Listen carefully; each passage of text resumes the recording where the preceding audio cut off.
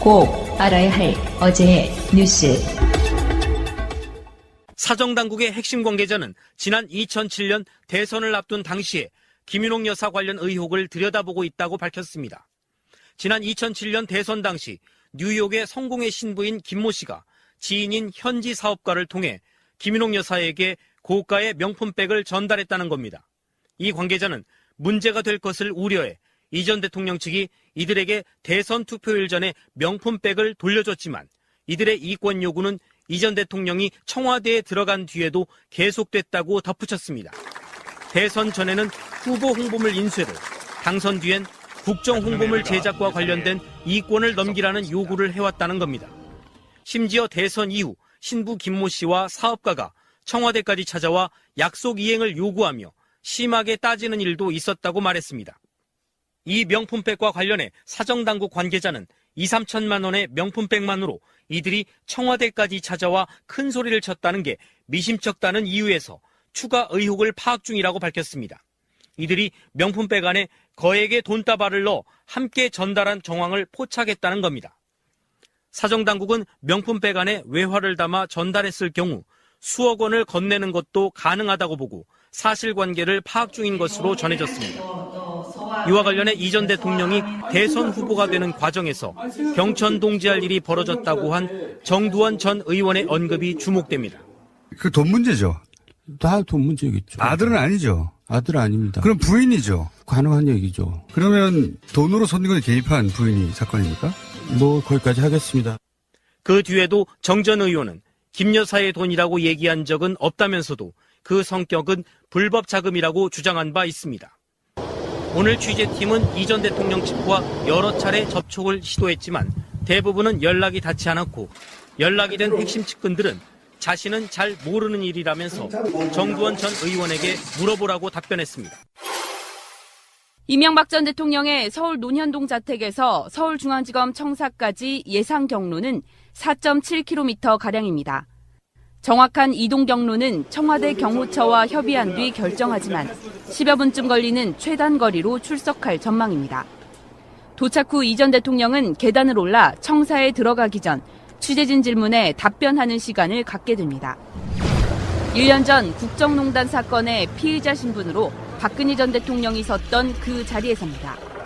청사 안으로 걸음을 옮긴 다음엔 수사를 이끌었던 한동훈 3차장 검사를 만나 간단한 설명을 듣고 곧바로 서울중앙지검 동쪽 맨 끝에 위치한 1001호로 향할 예정입니다. 지난해 박근혜 전 대통령 조사를 앞두고 특수일부 검사 사무실을 개조해 만든 특별조사실입니다. 중앙탁자에는 이 전 대통령이 앉고 옆자리엔 변호인이 동석하며 맞은편에 뇌물수사를 맡은 송경호 부장검사와 다스 수사를 담당한 신봉수 부장검사가 번갈아 앉아 조사를 진행할 예정입니다. 검찰은 조사 당일 취재진 등 최소한의 인원을 제외하고 청사를 완전히 봉쇄할 방침입니다. 전두환 전 대통령이 지난해 펴낸 회고록입니다. 5.18 당시 계엄군의 헬기 사격을 부인하면서 이를 봤다고 진술한 고 조비오 신부를 가면을 쓴 사탄이라며 원색적으로 비난했습니다. 유가족과 5.18 단체는 전 씨를 조비오 신부의 명예를 훼손한 혐의로 고소했습니다. 사건을 조사하던 광주지검은 전 씨에게 검찰에 출석해 조사를 받으라고 지난달 말부터 이달 초까지 2차례 통보했습니다. 하지만 전 씨는 건강상의 이유로 출석할 수 없다며 소환에 응하지 않았습니다. 대신 5.18은 폭동이고 북한이 개입했으며 헬기 사격은 없었다는 회고록 내용이 사실이라는 진술서를 제출했습니다. 전 씨의 명예훼손 혐의가 성립되려면 헬기 사격이 있었다는 사실과 전 씨가 이를 알고도 고의로 왜곡했다는 점을 검찰이 입증해야 합니다. 거짓말을 했기 때문에 아마 그 자리에 못 나온 것 같습니다.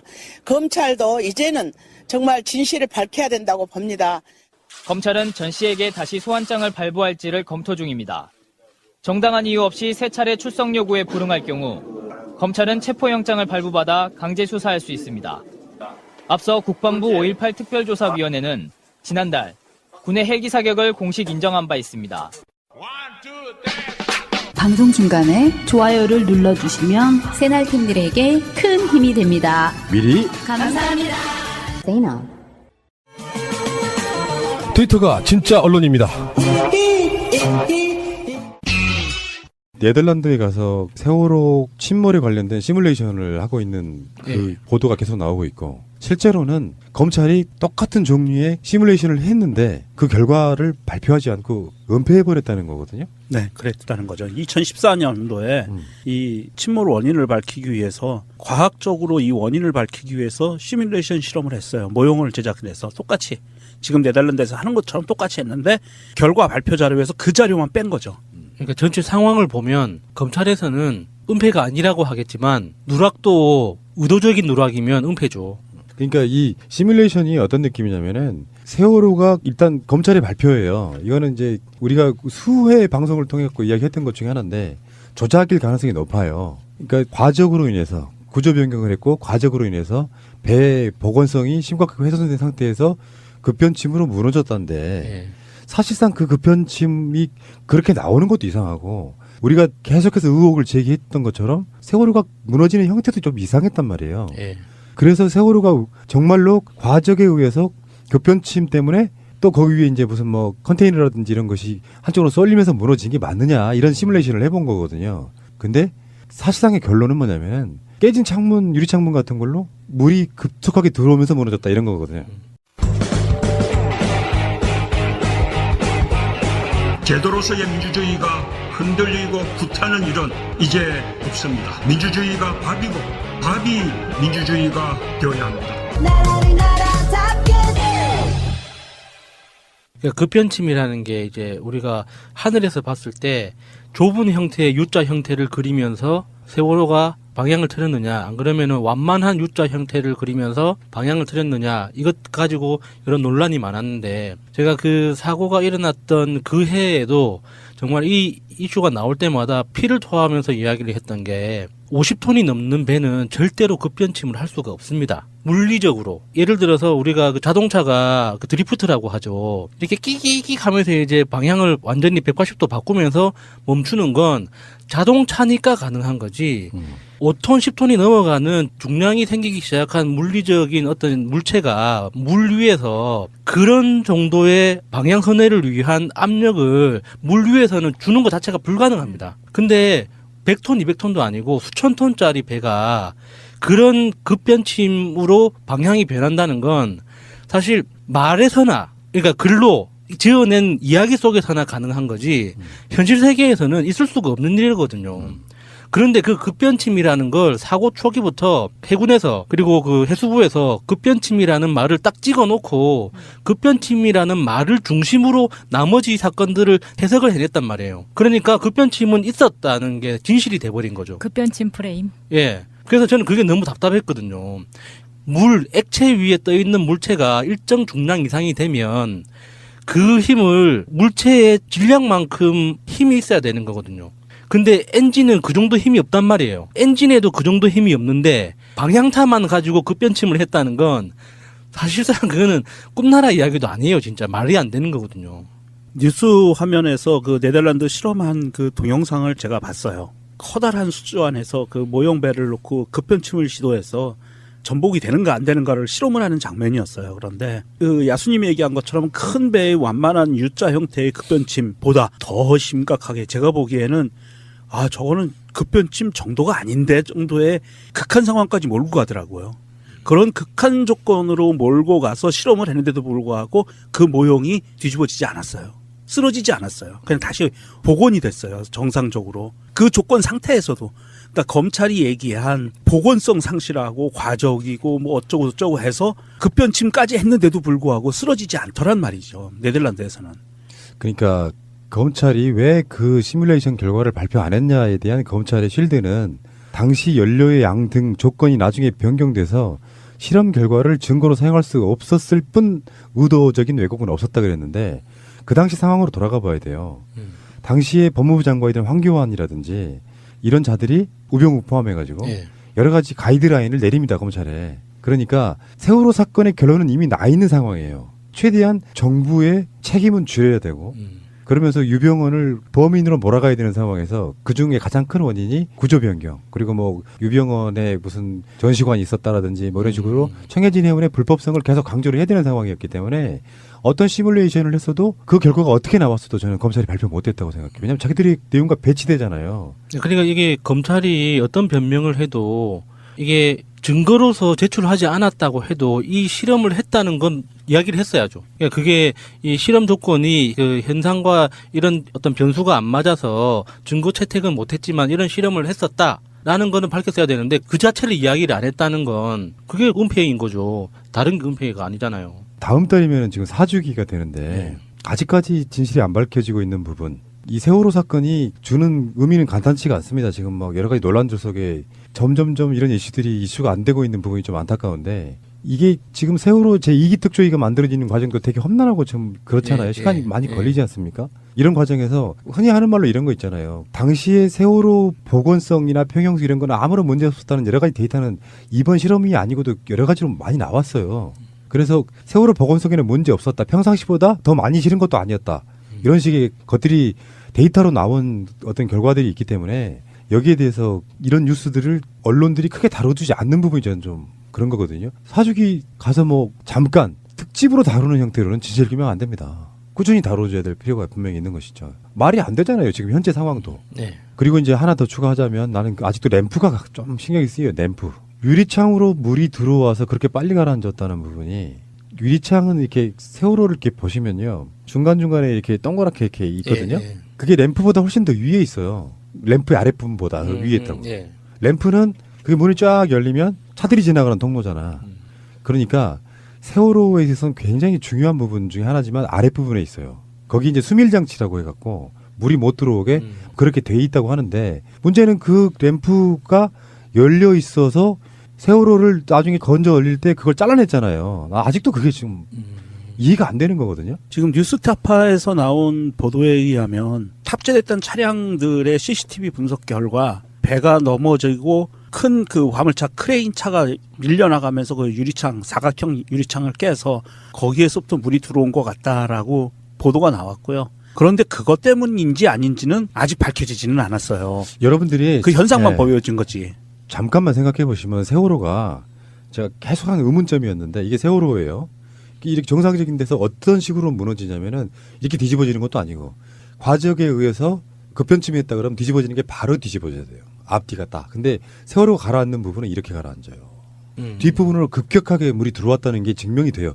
나중에 동영상 이런 거 한번 보십시오. 뒷부분 또 가라앉으면서 묘하게 그냥 넘어진 상태에서 물이 들어왔다가 아니고 뭔가 뒤쪽 부분에는 굉장히 많이 물이 들어온 상태로 선 밑쪽이 깊게 가라앉으면서 이렇게 넘어진다. 뒤부터 터졌다는 거죠. 그러니까 거기에 어마어마한 양의 물이 들어왔다는 건데, 이거는 분명히 진실 규명이 좀 돼야 된다고 보는 것입니다. 자, 어쨌건 이런 진실 규명들을 해 나가는 데 있어서 저는 이렇게 봐요. 천안함 사건도 그렇고 세월호 사건도 그렇고 이제 최소한 관련자들의 양심선언이 나올 때가 된 게 아니냐. 그게 이제 돈이라든지 뭐 여러 가지 양심선언이 잘 안 되는 나라이긴 하잖아요. 온갖 논란에 휩싸이고 법적인 처벌을 받고 이런 부분도 있겠지만 이런 분들이 양심선언이 좀 나와줄 필요가 있다라고 생각합니다. 대법원에서 이재용의 변호사 중에 한 명이 차한성 전 대법관이었는데, 물론 차한성이 나중에 변호인을 사퇴하긴 해요. 그런데 한 번 더 짚고 넘어가려고요. 짧게. 조희대 대법관하고 대법관 출신이 대법원 재판에 들어가는 것도 웃기지만, 지금 조희대 대법관이 이재용 상고심의 주심인데 이 주심하고 같은 고등학교 같은 대학교 동문이에요. 그러니까요. 이거는 뭘까? 그래서 이게 역음모론 뭐 이런 건데, 예를 들어 제가 그런 얘기 한 적이 있어요. 대법관 출신이 정관예우 개념으로 이재용 재판에 들어가면 그 재판은 아주 일반적인 예측은 대법관 출신의 정관예우성 어떤 그런 봐주기라고 생각할 수 있지만, 반대로 여론은 다 알고 있잖아. 네. 다 알고 있는 상황에서 이게 모르게 들어갔다면 여론화돼 있는 상황이라고 하면 대법원에서 이재용한테 유리한 판결을 내리는 건 사실상 불가능해요. 그렇죠. 다 알고 있는 상황. 차한성 변호사가 사퇴했다고 해도 그렇다고 해서 지금 이 조희대 대법관이 고등학교, 대학교 동문이라는데 정말 이재용의 담당 변호사가 아니라고 해서 영향을 안 미칠 거야라고 누가 그렇게 생각을 할까요? 그러니까 그렇게 이미 만들어진 상태에서는 내가 차한성이 대법관 출신 차한성 내가 들어가도 실효성이 없다라고 판단했겠죠. 그러니까 변호인을 사퇴하는 거라고 봅니다. 그 사퇴했어도 실효성이 없는 그 실효성은 그대로 있는 것 같아요. 그러니까 모르게 그냥 여론에 관심을 안 받고 들어가서 뭔가 해보려고 했겠지만 또 요즘 시대는 다 금방 알려지잖아요. 이재용 변호인단이 누구인지 다 알려지면 경력이 다 나오는데 대법관 출신인 것도 사실 부도덕한 거죠. 진짜 부도덕한 거죠. 정말 해서는 안 되는 짓이죠. 양심이 있다면. 정부 개헌안 이야기 좀 해볼게요. 지금 정부 개헌안이 사실상 골자가 나왔습니다. 그래서 문재인 대통령이 주도하는 우리 방송에 한번 나온 적 있죠. 그 하승수 변호사. 국민헌법 자문특별위원회 부위원장이 나오셔서 이야기했지만 지금 골자는 이런 것 같아요. 아직 확정된 안이라고 볼 수는 없는데 가장 핵심은 4년 연임제로 할 것이다. 그러니까 미국하고 비슷하네요. 중임제하고 연임제하고 뭐가 다릅니까? 중임제는 연속이 아니어도 한 번 건너뛰고 다시 한 번 할 수 있는 거고 4년 연임은 연속해서 2번 하지 않으면은 그 다음 기회가 없는 거죠. 연속되다 하고 중복되다 이렇게 좀 이해를 하시면 쉬울 것 같아요. 그리고 여기 핵심 중에 보니까 국회의 조약 비준이나 예산 통제권이 강화된대요. 이 헌법에 들어가는 것 중에. 다음에 사회적 약자의 우대 정책에 대한 조항들이 신설된다 그러고요. 공무원의 정치적 기본권도 강화된다 그래요. 이게 뭐 또 이제 공격하기 좋아하는 사람들은 뭐 이제 이걸 또 갖고 물고 늘어지겠지만 여기에는 제가 봤을 때는 공무원의 철저한 청렴도 아마 포함될 겁니다. 그건 이제 법률로서 보강되겠지만 그동안 우리나라는 공무원의 기본권을 제한하는 게 과도했었죠. 그리고 그 공무원의 정치적 중립 의무라는 게 잘못 해석이 돼서 법률에서도 잘못 규율하고 있었던 거예요. 원래는 공무원의 정치적 중립 의무라는 건 권리였거든요. 그러니까 자신이 정치적 영향력을 받지 않을 권리. 그래서 내가 내 업무의 전문성을 살려서 내 독자적으로 판단할 수 있는 권리로서 헌법에 규정돼 있었던 건데 그게 정치적 표현을 하면은 안 되는 법적 근거로 활용해가지고 공무원들의 어떤 정치 참여나 기본권을 굉장히 심각하게 침해하고 있었죠. 그래서 그게 이제 이번에 굉장히 이게 정상적으로 고쳐졌다 이제 그런 뜻인 것 같아요. 이 국민개헌안의 핵심은 권력구조는 연임제지만 사실은 이제 가장 중요한 것은 인권 부분을 어떻게 할 것이냐에 가장 중요한데 아직 지금 이 상황에서 정부 개헌안을 일단 내놨다는 뉴스가 떴다는 소식이 들리자마자 자유한국당이 20일까지 자기들도 개헌안을 만들어서 제출하겠다라는 반응이 나왔어요. 그런 것을 보면 이것이 굉장히 큰 압박 효과는 있다. 5당 대표들과 오찬 회동에서 정의당 이정미 대표가 그런 얘기는 했어요. 개헌에 관계된 이야기를 한번 하긴 했거든요. 그런 이야기를 국회에다가 넘겨주지 정부 개헌안 하지 말아줬으면 좋겠다. 이런 얘기를 했는데 사실은 국회에서 국회끼리만 해결하지 못하는 버거운 문제가 걸려있기 때문에 내지는 국회의 이익만을 위한 개헌이 될 확률이 너무 높기 때문에 정부 개헌안이 중요한 거고요.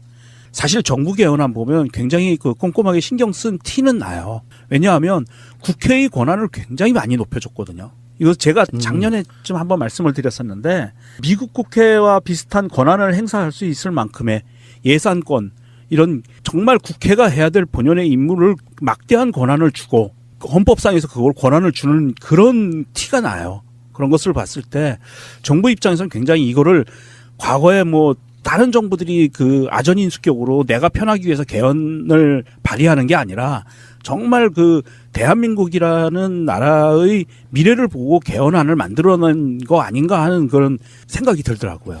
그러니까 이거는 흐름을 이렇게 봐야 될 것 같아요.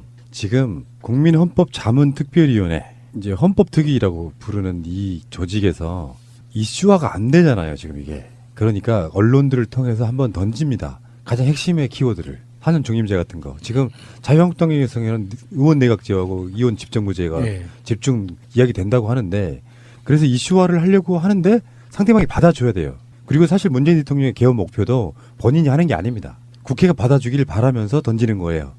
어차피 결국에는 국회에서 통과되고 안 되고는 국회의 사실 몫인 거거든요. 이정미 대표가 국회로 넘겨주십사는 말은 자유한국당이 저렇게 태업을 하고 있으니 국회에서 공론화 시키게끔 국회에 맡겨주세요 하는 말은 자유한국당한테 이들 이것 좀 동참해줘 쎄야 이렇게 이야기되는 거예요. 이런 흐름을 좀 보셔야 될 것 같고요. 문재인 대통령의 안이 그대로 통과된다기보다는 우리는 이런 중심으로 갔으면 좋겠다. 내용도 훌륭하겠죠. 저는 그렇게 봐요. 그런데 이게 지금 약간 국민 수기제 이런 개념으로 지금 만들고 있거든요. 관련된 분들이 거기에 동참해가지고. 네, 홈페이지도 잘 돼 있더라고요. 그러니까 이 개헌을 던져서 저쪽이 무시하고 안 받아주는데 결론적으로 말하면 이게 일종의 이제 바둑으로 말하면 아다리 자유한국당에 무슨 말이냐. 그냥 아무 이유 없이 너무 늦을 것 같아서 연말도 못 던지고 너무 빠른 것 같아서 6월 달도 못 던지면 결국에는 옹색한이 중간에 있는 10월을 꺼내 들었단 말이에요. 10월이 할 전혀 의지가 전혀 없는데 일단 지방선거라는 큰 소나기를 피하고 싶은 거예요. 선거에 불리할까 봐. 투표율 높아지고 이런 부분이 있어가지고. 그래서 꺼내 들었는데 당장 문재인 대통령 입장에서는 지금 법을 발의해가지고 통과시켜야 되는 그리고 국민투표까지 가야 되는 시간적인 일정이 있잖아요. 그러니까 이게 3월달 중순까지는 나와야 된단 말이에요. 그러니까 이게 지금 언론의 이슈를 막 던졌는데 이걸 그대로 가면은 지들 또 공약을 개헌하겠다고 해놓고 개헌을 안 받는다는 소리도 듣기 싫으니까 일단은 또 던지는 거예요. 20일 전후에서 우리도 개헌안을 낼 거야. 그러니까 우리는 개헌안도 내면서 6월달은 피해가서 10월달에 할 거라니까 이렇게 한번 자기들이 인정해주는. 그렇죠. 네. 이 정부 안에서 주목할 만한 것은 검사의 기소독 정권을 삭제했다는 내용이 있어요. 네, 굉장히 반가웠습니다. 굉장히 좋은 내용이고요. 이 부분이 사실 국회에서 정부안을 글쎄요. 제가 보기엔 국회에서는 이거는 무조건 받아들일 수밖에 없을 만큼 그 유리한 국회에 유리한 헌법안이 될 것 같거든요. 그런데 어떻게 될지 모르겠습니다. 자유한국당의 저런 몽리와 또 바미당도 쉽게 넘어가진 않겠죠. 그런 몽리들이 어떻게 적용할지는 좀 두고 봐야 될 것 같습니다. 만약에 국회에서 청와대 정부안처럼 국회에 대한 외교와 예산에 대한 국회 권한을 이렇게 대폭 확대시키는 안을 국회가 스스로 내기는 어려울걸요? 어렵죠. 예, 이거 안 받으면 정말 크게 후회할 것 같은데 국회에서는요. 국회에서는 무조건 뭐 이원 집정부제라든지 뭐 이런 식으로 가려고 야당들은 애쓸 거예요. 이게 굉장히 특이한 게요. 지금까지 개헌은 수도 없이 이야기가 되어 왔는데 대통령이 임기 초기에 스스로 꺼내든 건 사상 초유의 일이에요. 왜 그러냐면 중반기를 거쳐 임기를 대충 그때쯤에 이제 임기가 얼마 안 남았을 때 대통령한테 개헌하라고 요구를 합니다. 당신 공약했잖아. 대부분 공약을 하고 대통령이 되거든요.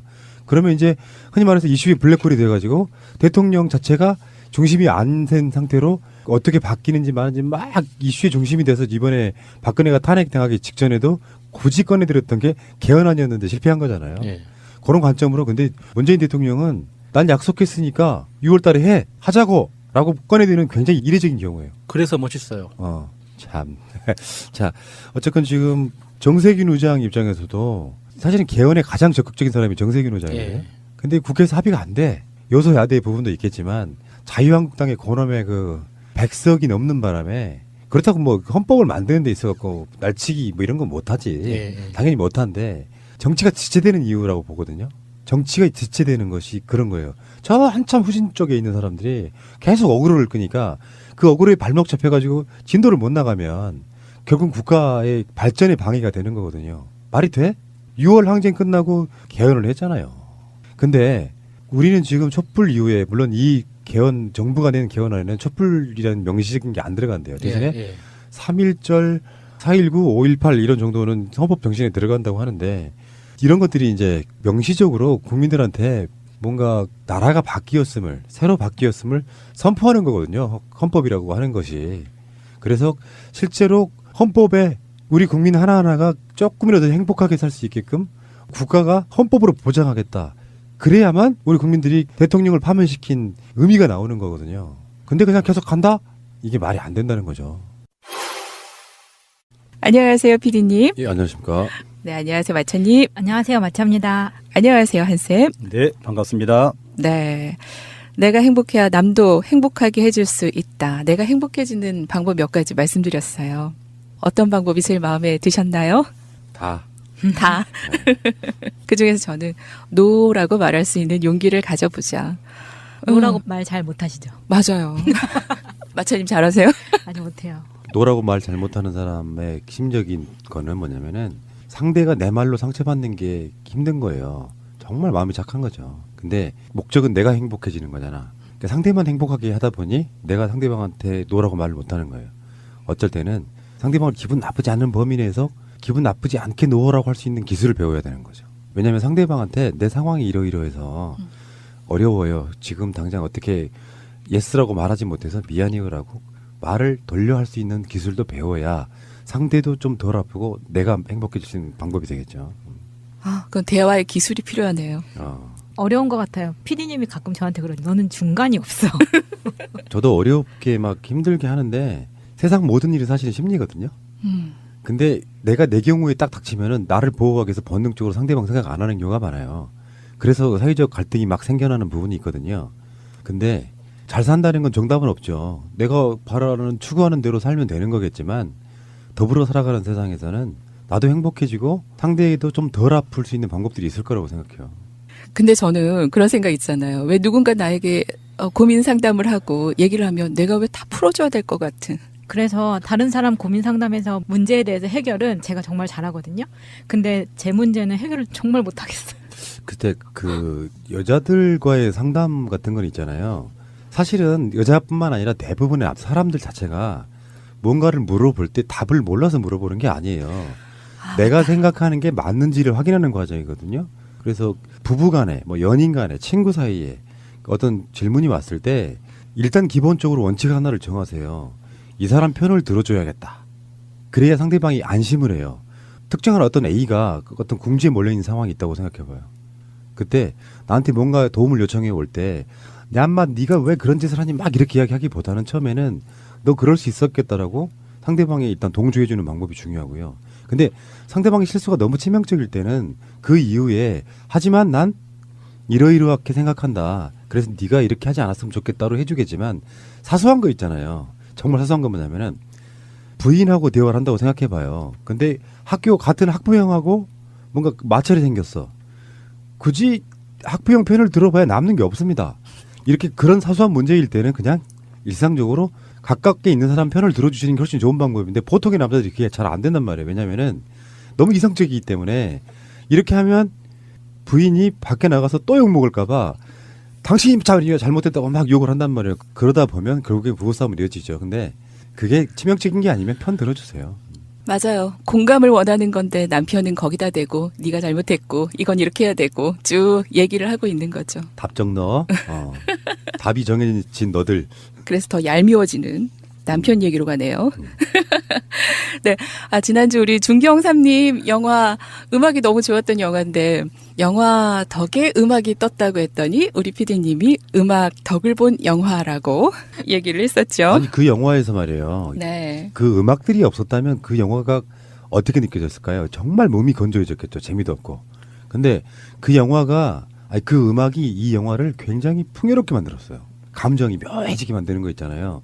같은 장면을 보는데 낮에 보는 것과 밤에 보는 게 다르듯 같은 장면을 보는데 비 오는 날 보는 것과 눈 오는 날 보는 것과 흐린 날 보는 게 다르듯 바로 그게 영화에 있어서의 음악은 심한 경우는 여러 배, 수십 배의 감동을 주는 경우도 꽤 있습니다.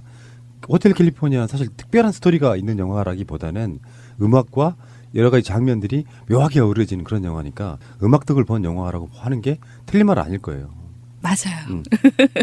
음악 속에 스토리가 이어지고 그 스토리에 잔잔하게 음악이 깔렸는데 이런 영화 속에 음악이 정말 중요하잖아요. 우리의 인생에도 우리의 주제곡이 있지 않을까 갑자기 떠오르네요. 내 인생에 오늘은 어떤 음악이 흐를까? 보통 아침에 라디오에서 음악을 들으면 그 음악이 하루 종일 가거든요.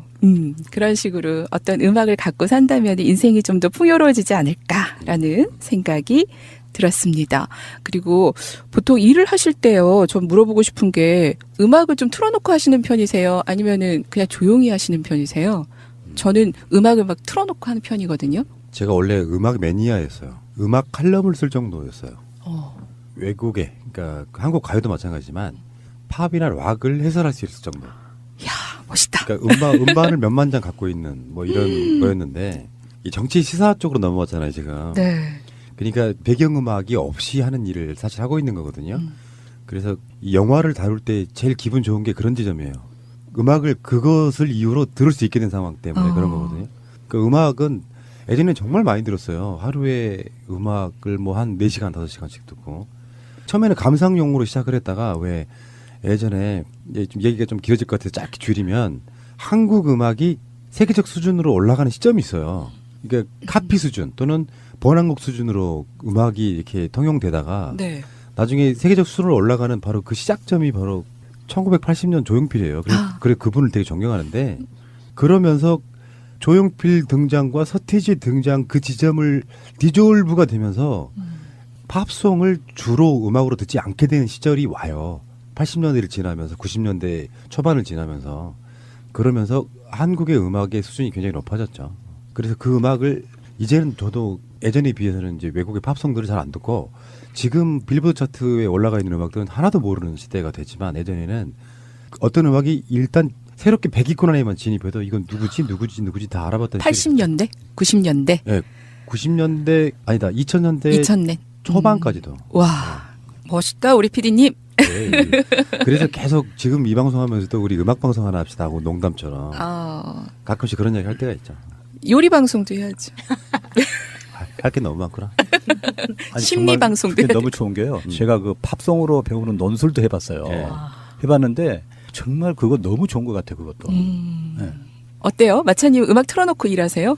아니요. 저는 조용히. 너무, 집중력이 너무 짧아가지고 음악을 들으면은 이 음악이 뭐였지? 그리고 그걸 들어가서 보려다가 다른 거 클릭하고 다른 거 클릭하고 이렇게 되더라고요. 네. 왕정문이 샌드위치 가게에서 음악을 크게 틀어놓으면 다른 생각을 하지 않아도 된다. 기분 좋게 하고 집중해서 좋다. 이런 장면이 있었습니다. 자, 이번 주 인문학 순위 박스오피스에 변화가 있나요, 마차님? 네, 변화는 여전히 박스오피스에만 있습니다. 이번 주에는 1위부터 소개를 할 텐데요. 진입하자마자 개봉과 함께 1위로 껑충 뛰어오른 영화가 궁합입니다. 이승기 컴백작이기도 하고요. 심은경과 함께 주연한 조선시대를 배경으로 한 영화가 차지를 했고요. 2위는 리틀 포레스트. 역시 이번에 새로 개봉한 영화인데요. 임순례 감독, 그리고 김태리, 류준열, 문소리 주연의 청춘 드라마입니다. 3주는 지난주까지 1위를 차지했던 블랙팬서. 4위는 월요일이 사라졌다. 그리고 5위는 지난주 3위였던 세이프 오브 워터가 차지를 했습니다. 영화로 배우는 인문학, 영희나가 선택한 31번째 영화, 매트릭스입니다. 집에서 졸고 있던 네오의 컴퓨터에 메시지가 뜹니다. 매트릭스에 잡혔으며 흰 토끼를 쫓으라는 거죠. 그때 물건을 사러 온 친구에게 돈을 받고 불법인 물건을 건네주다 여자의 어깨에 있는 흰 토끼를 보고 클럽에 따라갑니다. 클럽에서 나타난 트리니티가 네오에게 지금 위험한 상황임을 알려주죠. 본명 앤더슨, 네오는 회사에 출근했는데 택배가 배달됩니다. 배달된 전화기로 모피어스의 전화가 걸려오죠. 그들이 곧 올 것이라는 걸 알려주는데 탈출을 시도하지만 결국 요원들에게 잡혀갑니다. 요원은 모피어스 얘기를 꺼내며 테러범 체포를 도와달라고 합니다. 거부하는 네오의 입이 붙어버리고 또 배꼽 속에 기계가 들어가는 상황에서 네오는 놀라 잠에서 깨어납니다. 그리고 모피어스의 전화를 받죠. 내가 바로 그야, 네오.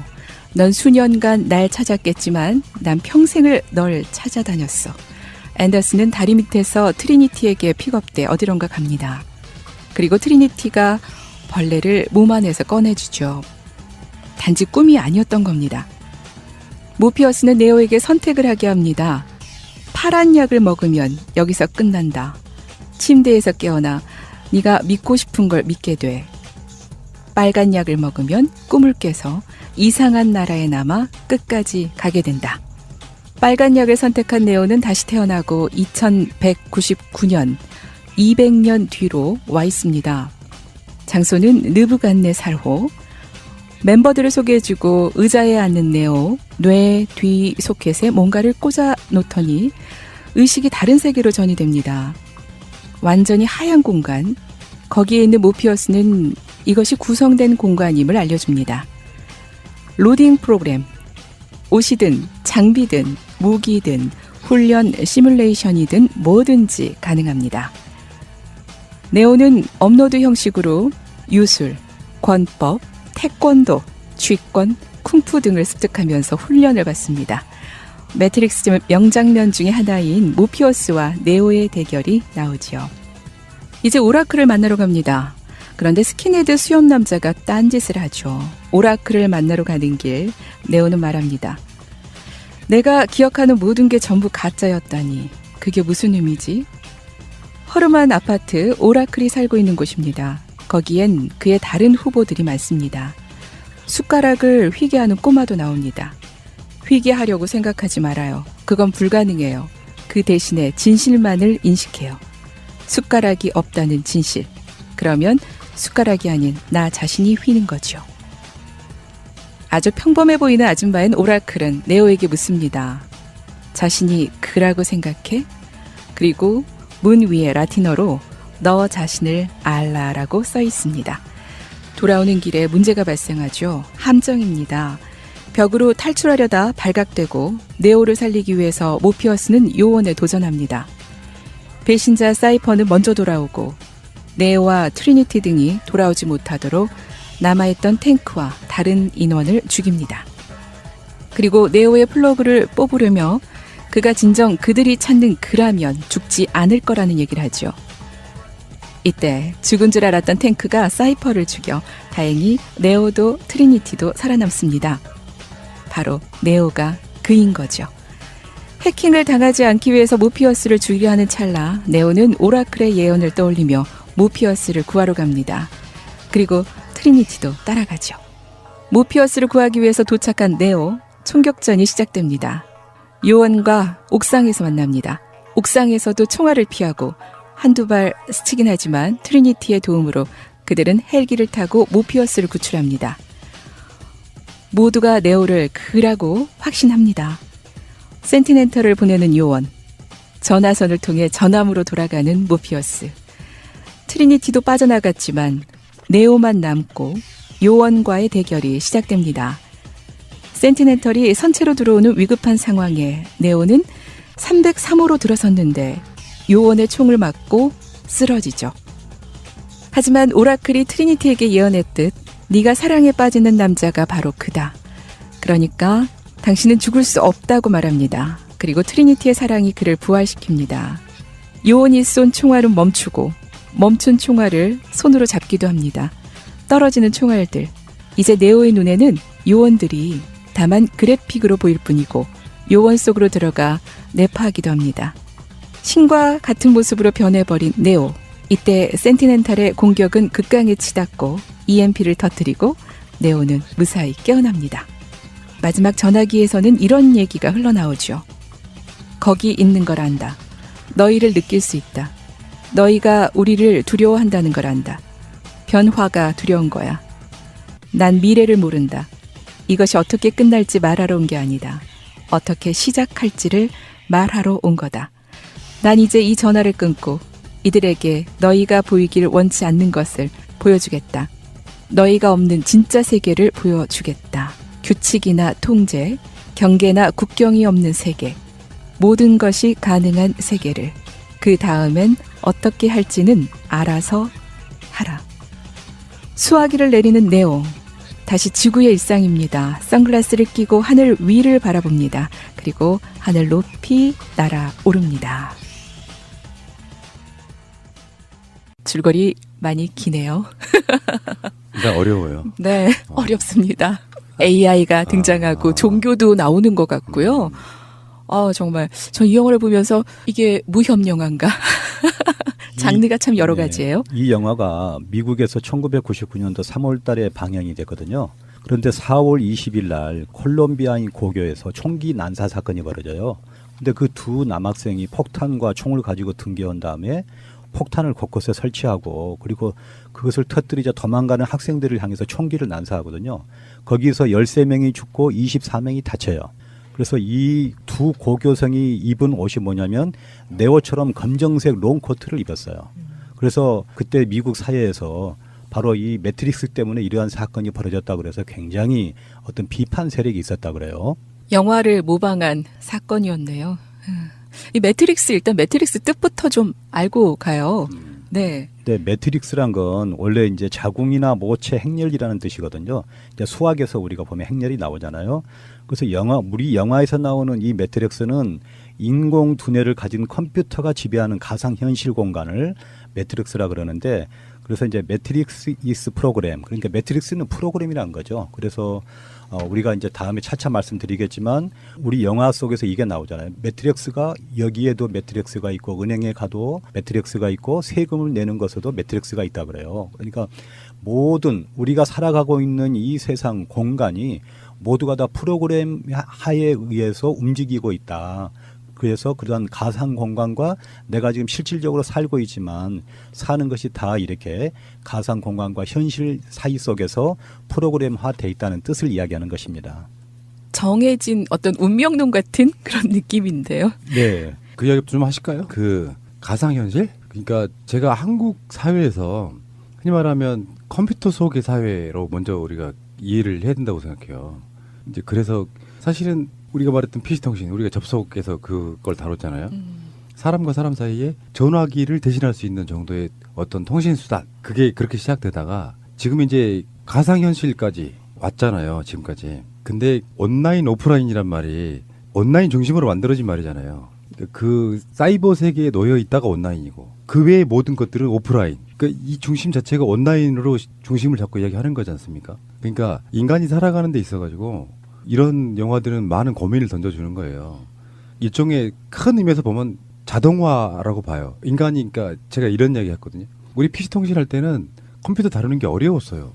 각종 명령어를 직접 알아야 이걸 명령을 내릴 수가 있는 거예요. 근데 인터넷이나 기기나 스마트폰의 발달은 인간을 편하게 해줍니다. 그래서 몰라도 사용할 수 있게끔 만들어줘요. 그러니까 어떤 분들한테 스마트폰을 쥐어주고 해보시라고 하면은 대부분 그런 거예요. 아, 이런 거 못해. 어려워서. 아니에요. 모르는 사람들이 하기 쉽게끔 만들어지는 거예요. 도스가 윈도우로 발전하고 그 윈도우가 지금 최근에 스마트폰까지 나온 거 아니에요. 그러니까 인간이 살아감에 있어서 편하게 만들기 위한 도구들이 이야기를 제가 점핑해가지고 다른 이야기로 한번 또 해볼게요. 나 게임 중독한 친구를 알거든요. 네. 인생 자체가 게임으로 시작해서 게임으로 끝나는 친구예요. 어느 누구도 그 친구를 고치지 못했어요. 지금 현재도 진행 중입니다. 이 친구한테는 일상생활의 것들이 아무것도 아니에요. 음식 먹고 사람을 만나고 명제를 지내고 돈을 벌고 하는 것들이 아무것도 아니에요. 그 게임 세계에서 자기 스스로 빠져들어서 그 속에 자기는 들어가 있는 거예요. 그래서 인간은 누구나 다 적절한 정도로 끊고 맺고 할 수 있고 무언가를 절제할 수 있는 능력을 갖고 있는 게 아닙니다.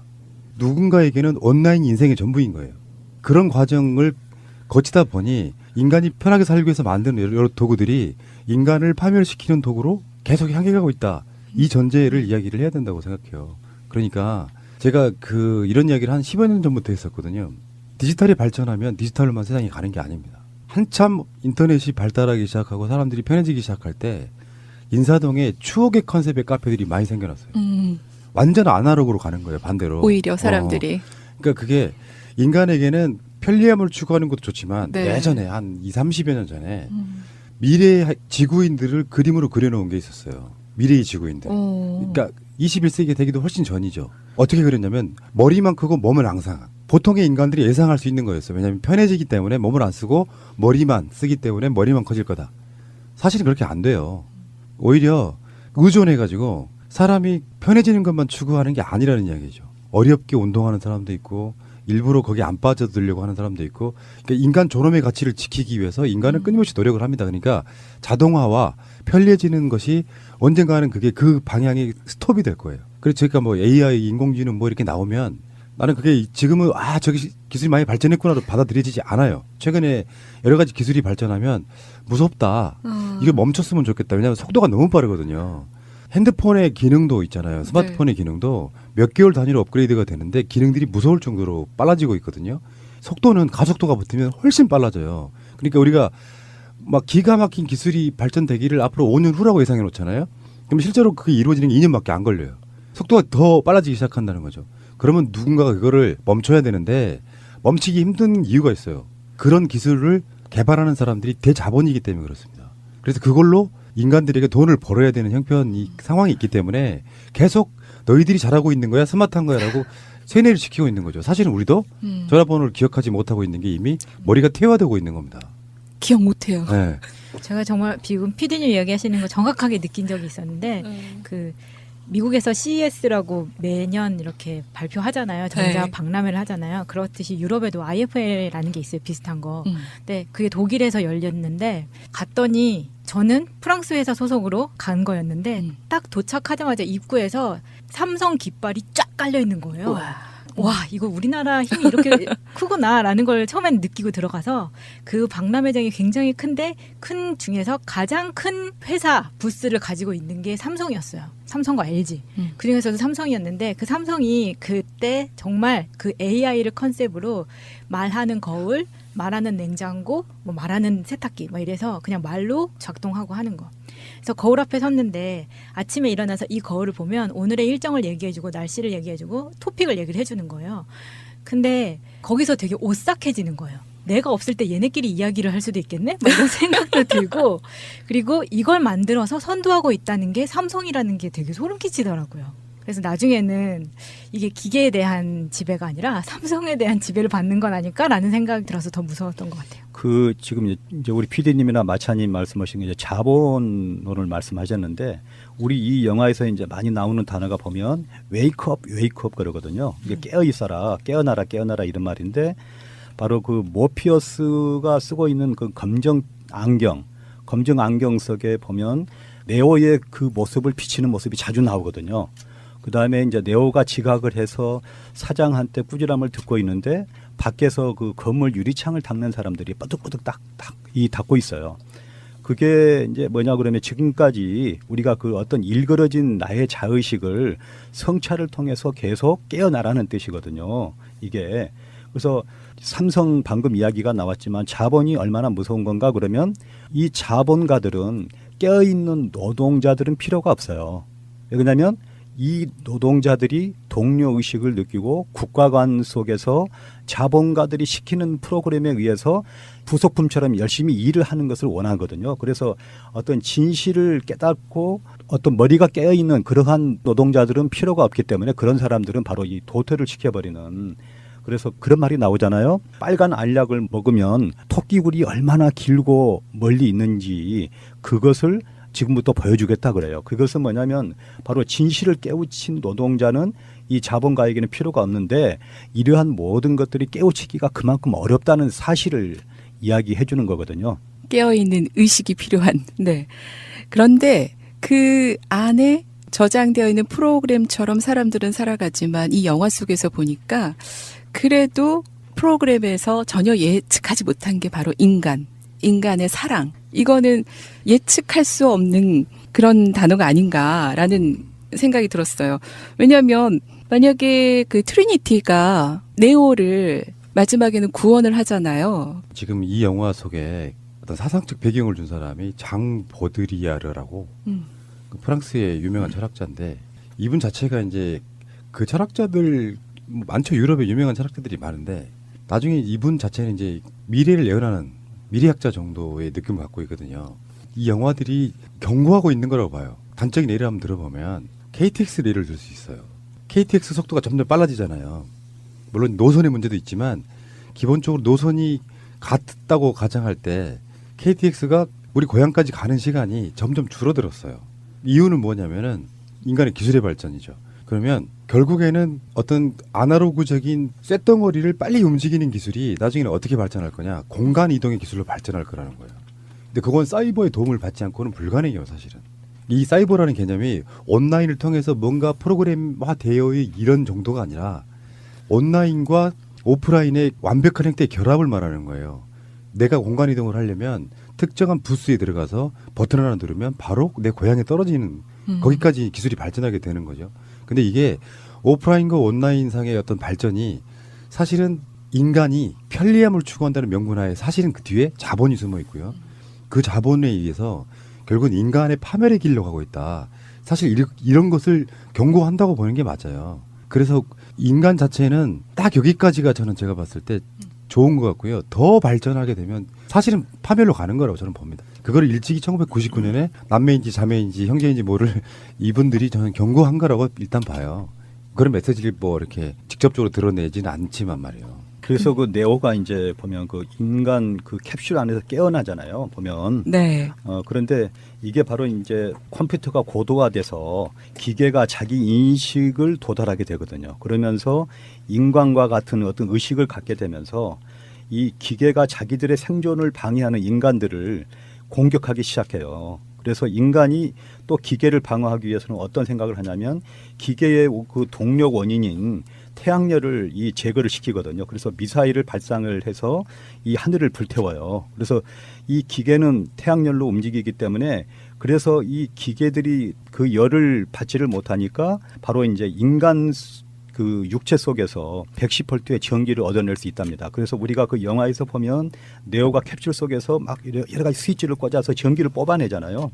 이러한 기계들이 이 인간을 캡슐 속에 집어넣어서 그 캡슐 속에서 전기를 뽑아내서 그 기계들이 인간을 노예화시키는 그러한 뜻이 있거든요, 이게. 그 네오가 찾아온 친구들한테 $2,000를 받고요. 책 안에서 디스크를 건네주잖아요, 선생님. 네네. 근데 그 책이 이름이 시뮬라크르와 시뮬라시옹? 예. 네, 의미가 있다고요. 네, 그게 이제 바로 아까 우리 PD님이 말씀하신 장 보드리아드가 두 번째로 쓴 책이에요. 그게 어떻게 보면 이게 실제라고 믿어왔던 이 현실이 바로 이제 매트릭스라는 가상 세계였고 진짜 현실은 따로 존재한다는 것이거든요. 네오는 그 부업인 해킹으로 용돈벌이를 하잖아요. 그래서 이 매트릭스의 세계관을 이용하는 이 프랑스 철학자 이제 장 보들리아드가 이러한 이제 책을 통해서 주장을 했는데 시뮬라시옹이 뭔가 그러면 이건 이제 영어로 하면 시뮬레이션이에요. 그래서 존재하지는 않지만 존재하는 것처럼 느껴지는 것. 그래서 실체를 그림자로 바꿔주는 것, 이상으로 바꿔주는 그 자체를 갖다가 시뮬라시옹이라고 그래요. 그리고 시뮬라크르라고 하는 것은 바로 이제 가상, 거짓 그림의 뜻을 말하는데 신용, 흉내, 모의의 뜻을 가지고 있습니다. 그래서 이 플라톤의 어떤 정의된 개념으로 인간의 삶의 원형인 이데아가 있지 않습니까? 전에 제가 말씀드린 것처럼 동굴에 이제 비유를 해서 동굴 속에서 빛을 비춰서 나오는 그 그림자가 우리가 전부인 줄 알았지만 한 사람이 깨어나서 밖에를 나가봤더니 내가 알고 있던 세계가 전부가 아니고 내가 알지 못하는 또 다른 실체적인 세계가 있었다 하는 것을 이제 이데아가 있고요. 그 이데아의 복제물인 현실이 또 있습니다. 그리고 복제물인 시뮬라크르, 앞으로 이제 이 우리 매트릭스에서 가장 중요하게 많이 사용하는 그런 게 있는데요. 이 플라톤의 동굴에 비유해서 실체가 그림자로 바뀌는 과정을 우리가 시뮬라시옹이라 그래요. 그래서 그림자를 시뮬라크라고 하고, 그런데 이보다 더 중요한 게 뭐냐면 하이퍼 리얼리티라 그럽니다. 이 복제물이 본래 물건보다 더 현실 같고 더 강력한 것처럼 경험되는 경우인데요. 이거를 이제 순서대로 보면 이미지는 실제를 반영한 것이잖아요. 그래서 이미지는 또한 실제를 감추고 변절시켜요. 그래서 이미지는 실제와 관계를 가지지 않습니다. 그리고 이미지는 자신의 순수한 시뮬라크르입니다. 이것이 바로 현대사이거든요. 예를 들면 우리가 영화라든가 TV를 보면 탤런트들이 제일 겁내는 게 뭐냐면 자기 화장을 지우는 거예요. 생얼을 나타낸 거거든요. 그것을 제일 두려워해요. 그래서 우리가 그 화장된 모습이 만약에 예를 들면 우리의 그 박희정 선생님 것이다라고 생각을 했는데 그 화장을 지워버리다 해서 그 사람이 박희정 선생님이 아닌 건 아니잖아요.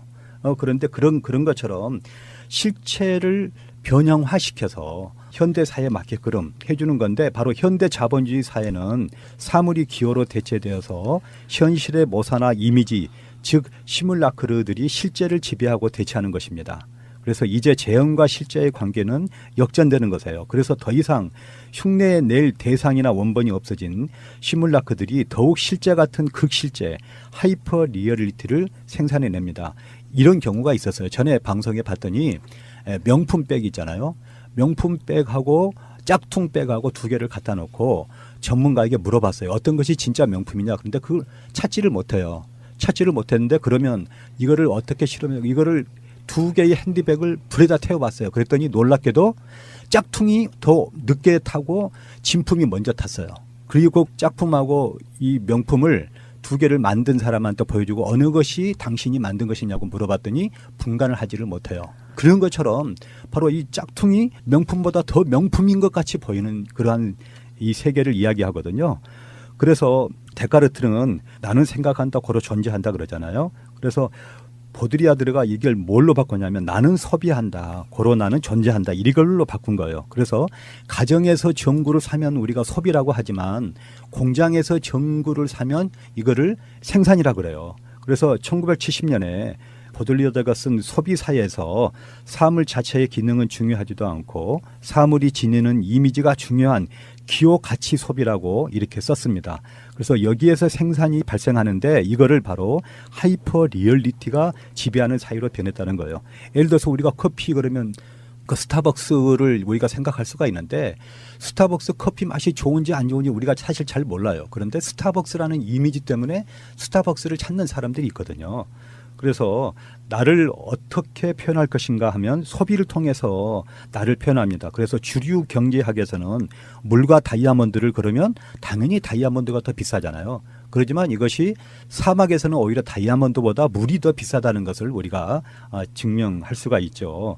그래서 물건의 가격은 공급에 의해서만 결정되는 것이 아니라 수요에 의해서도 결정이 되는데 이 보들리아르는 생산과 소비 측면에서가 아니라 기호 자체에 의해서 소비하는 것이라고 이렇게 이야기를 해요. 예를 들면 내가 타워팰리스에 산다 그러면 타워팰리스가 얼마나 실용적이고 좋은 아파트인지 우리는 잘 모르지만 타워팰리스라는 이유 하나 때문에 그것을 굉장히 가치 있게 평가하는 사람들이 많다는 거죠. 그래서 또 이제 다른 걸로 표현하면 우리가 네온 영화를 했잖아요. 그러면 네온 그러면 검정 동그란 테 안경에 그러한 모습을 우리가 네온으로 많이 생각을 하잖아요. 매트릭스에서 네오가 사무실에 앉아서 일을 하지만 실제로는 컴퓨터에 빨려들고 있습니다. 이것을 우리가 어떻게 표현하냐면 반영과 왜곡과 독립이 성립하거든요. 그래서 모든 것이 기호화되고 모든 것이 사라집니다. 그래서 하이퍼 리얼리티가 끊임없이 지배하는 사회, 실제보다 더 실제적인 것에 포위된 존재로서의 인간. 그래서 네오가 총알이 날아오는데 막 이렇게 해서 총알을 피하잖아요.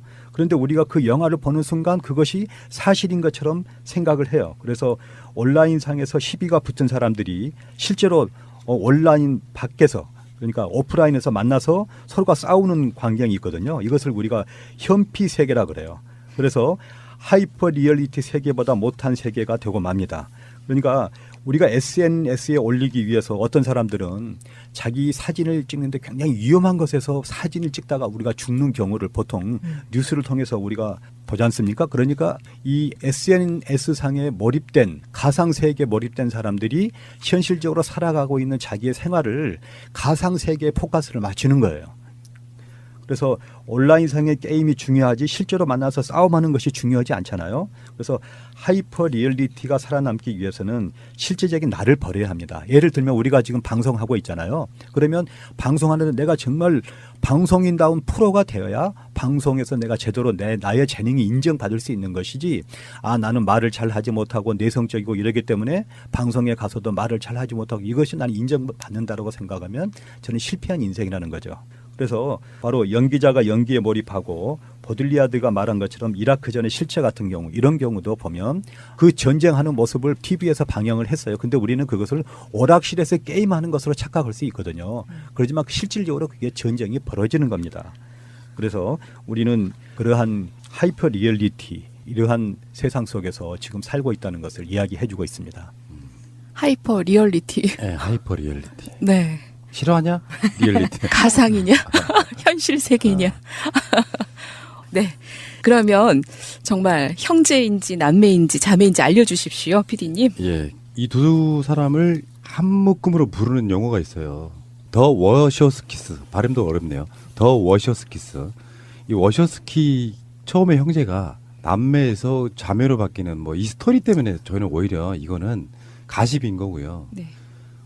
제가 가장 기억에 남는 건 플로모션이죠. 플로모션. 이게 지금도 우리나라에도 도입돼서 프로야구에 쓰고 있어요. 매트릭스에서 보여줬던 거 있잖아요. 카메라를 여러 대를 설치를 해가지고 360도 보여주는 총알 피하는 장면이 그거거든요. 네. 이거는 사실 우리 눈을 속이고 있는 거예요. 정상적인 눈이라고 하면 360도가 제대로 안 보이는데 인간이 볼 수 있는 커트의 한계라는 게 있어요.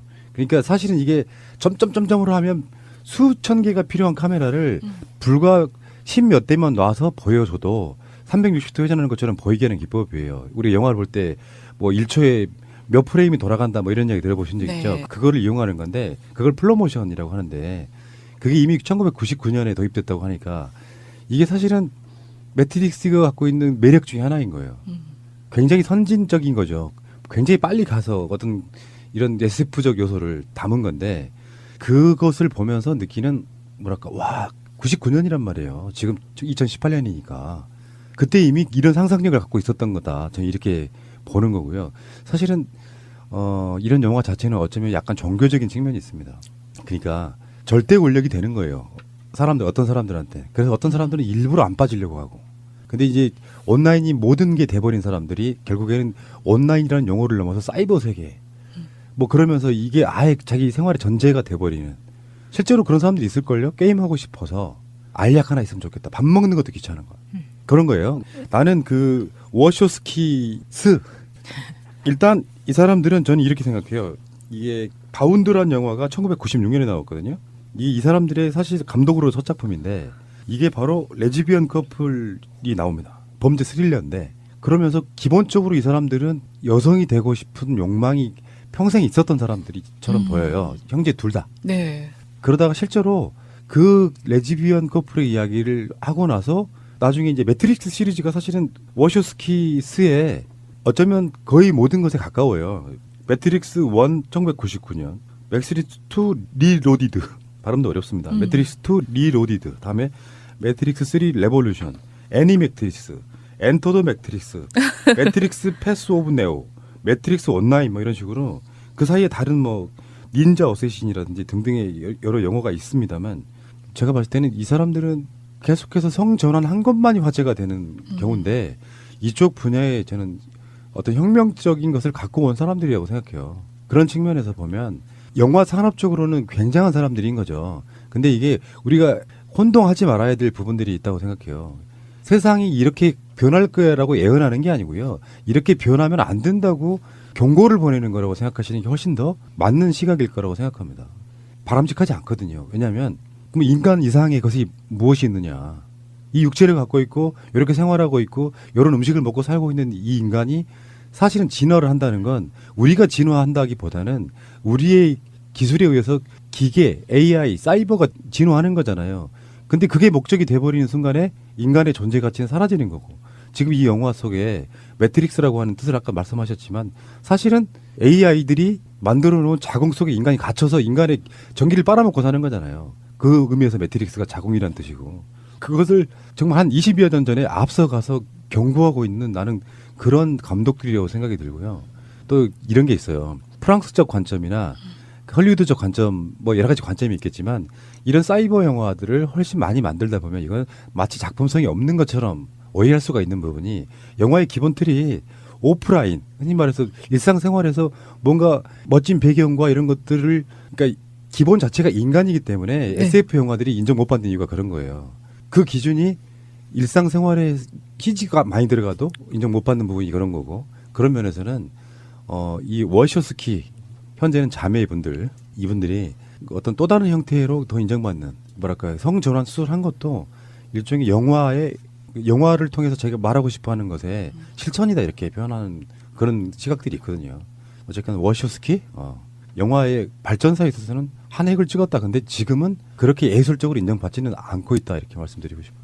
그래도 너무 대단한 그 시대는 그쵸 SF 영화로는 획기적인 영화였던 것 같아요. 아니 저는 이 매트릭스를 지금 네. 정말 한 달 정도 잡고 연구를 하고 해봐야 될 것 같은 게 왜 그 네오가 하수구로 빠진 거 그거 어떻게 생각 안 해보셨어요? 그게 뭐냐면 그러니까 진실을 깨우친 노동자는 필요가 없으므로 자본가가 바로 이 하수구에 물 버려버리는 과정이에요. 거기서 누가 나타나냐면은 바로 이제 모피어스가 나타나잖아요. 거기서 그러면서 구해주잖아요. 그러니까 이거를 순간순간 보더라도 굉장한 영화라는 생각이 들어가요. 예, 그리고 이 사람들을 기본적으로 이해하려면 이걸 이해하셔야 돼요. 직업이 영화 감독만 있는 게 아니고요. 비디오 게임 디렉터도 있고요. 비디오 게임 작가도 있고요. 만화 작가도 있습니다. 그러니까 사실은 사이버 세계는 인간이 현실에서 못하는 걸 구현하는 거잖아요. 만화도 약간 결은 같은 거예요. 그래서 그걸 영화로 만들어내고 싶어하는 그런 상상력들이 동원됐다 이렇게 보시면 될 것 같습니다. 오늘 아침에 저는 지니한테 인사를 하고 왔어요. 지니. 아, 그 스피커? 네. AI 스피커. 잘 다녀오세요. 그러더라고요. 네, 주인공 키아누 리브스 1964년 레바논 출생이네요. 185cm의 장신이고요. 외모가 거의 변하지 않는다고 해서 별명이 불사신이에요. 그 영화 스피드에서 봤던 모습하고 매트릭스 시리즈 1, 2, 3편 다 전편을 했죠. 그리고 콘스탄틴에 이르기까지 거의 20년 가까이 외모가 변하지 않는다는 얘기가 있고 다작을 한 배우는 아니네요. 근데 작품 선택을 참 잘했고 방금 말씀드린 대로 뭐 아이다 호랄즈, 리틀 붓다, 스페이드, 매트릭스 시리즈, 콘스탄틴, 그다음에 존 윅. 그 이야기도 하셔야죠. 네. 키아누 리브스는 노숙 영화 배우잖아요. 영화 할 때만 멀쩡한 형태로 평상시 때는 노숙하고 다녀요. 정말 기인이지 뭐. 네. 근데 아픔이 또 있더라고요. 네. 보니까 돈에 욕심이 없고요. 소탈하게 지내고 여기저기 많이 베푼대요. 돈을. 근데 그동안 사랑하는 사람들을 많이 잃어서 그런 가슴 아픈 사연이 있다. 아이다호에서 같이 호흡을 맞췄던 리버 피닉스가 약물 중독으로 죽었고요. 그것도 이제 죽은 모습을 제일 먼저 목격한 게 키아누 리브스였대요. 충격이 좀 컸을 것 같고요. 또 약혼녀였던 제니퍼 사임이 또 사산했고 또 그녀가 교통사고로 세상을 떠났고 또 여동생은 마약 후유증으로 암에 걸리기도 했대요. 그래서 좀 아픈 개인사가 있는 배우긴 하지만 정말 불사신이라고 불릴 정도로 외모가 거의 변하지 않는 혹자는 우리나라 원빈하고 좀 비교를 하더라고요. 약간 아시아적인 면모가 좀 있죠. 네. 이 아버지가 중국 하와이 혼혈계라고 하고요. 그래서 이름이 키아누라는 이름이 하와이어로 차가운 산속의 바람 이런 예쁜 뜻이 있었네요. 그러네요. 우리 여자 주인공 트리니티 캐리앤 모스네요. 1970년생이고 캐나다 출신입니다. 그 모델 출신이었고요. B급 영화를 전전하다가 매트릭스 시리즈로 명성을 얻었고 공중부양을 보여주는 이른바 더블 이글 장면. 이 장면들만 유명해서 다들 기억하실 텐데 이런 중성적인 패션을 유행시킨 장본인이기도 하죠. MTV 영화제 여우신인상을 수상한 후에 크리스토퍼 놀란 감독의 메멘토에서 주연을 그쵸. 하면서 훨씬 더 유명해졌는데 저는 이 메멘토라는 영화도 너무 특이하잖아요. 시나리오 네. 자체도 그렇고 그래서 이 영화 보신 분들은 메멘토도 추천을 드립니다. 메멘토에서 정말 인상적이었어요. 자, 그리고 로런스 피시번, 모피어스 역이에요.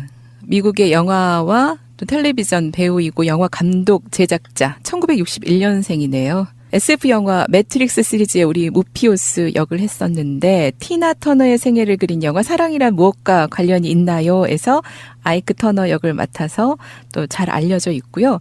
아프리카계 미국인 처음으로 오셀로 역을 맡은 배우기도 합니다. 2008년부터 2011년까지 CSI 과학수사대에서 레이먼드 랭스턴 박사 역을 했고요. 판타스틱 4에서 실버 목소리를 더빙한 배우, 또 판의 미로 보셨어요? 판의 미로에서 1인 2역으로 판과 창백한 남자로 출연하기도 했습니다. 법정 스님의 말씀 중에 마음이 마음을 안다라는 와닿는 글이 있어서 준비했어요. 남을 미워하면 저쪽이 미워지는 게 아니라 내 마음이 미워진다. 부정적인 감정이나 미운 생각을 가지고 살아가면 그 피해자는 누구 아닌 바로 나 자신이다. 하루하루를 그렇게 살아가면 내 삶 자체가 얼룩지고 만다. 인간관계를 통해 우리는 삶을 배우고 나 자신을 닦는다. 맺힌 것은 언제나 풀지 않으면 안 된다. 이번 생에 풀리지 않으면 언제까지 지속하는지 알 수 없다. 미워하는 것도 내 마음이고 좋아하는 것도 내 마음에 달린 일이다. 모든 것이 나의 마음속에 있습니다. 마음을 다스리는 편안한 시간들 만들어 가시기 바랍니다. 영화로 배우는 인문학 영이나 31번째 매트릭스 함께 하셨어요. 입증해야 합니다.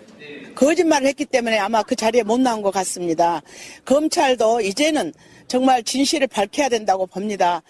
검찰은 전 씨에게 다시 소환장을 발부할지를 검토 중입니다. 정당한 이유 없이 세 차례 출석 요구에 불응할 경우 검찰은 체포영장을 발부받아 강제 수사할 수 있습니다. 앞서 국방부 5.18 특별조사위원회는 지난달 군의 헬기 사격을 공식 인정한 바 있습니다. 방송 중간에 좋아요를 눌러주시면 새날팀들에게 큰 힘이 됩니다. 미리 감사합니다. 트위터가 진짜 언론입니다.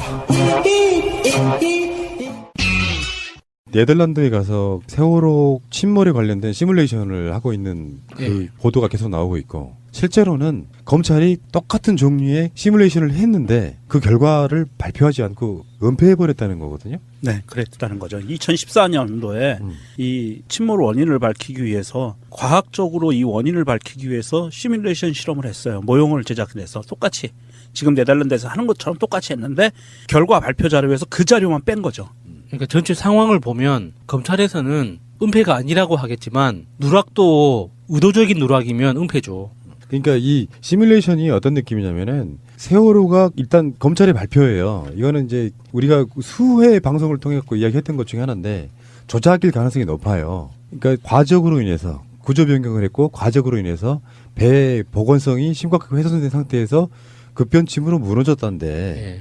사실상 그 급변침이 그렇게 나오는 것도 이상하고 우리가 계속해서 의혹을 제기했던 것처럼 세월호가 무너지는 형태도 좀 이상했단 말이에요. 예.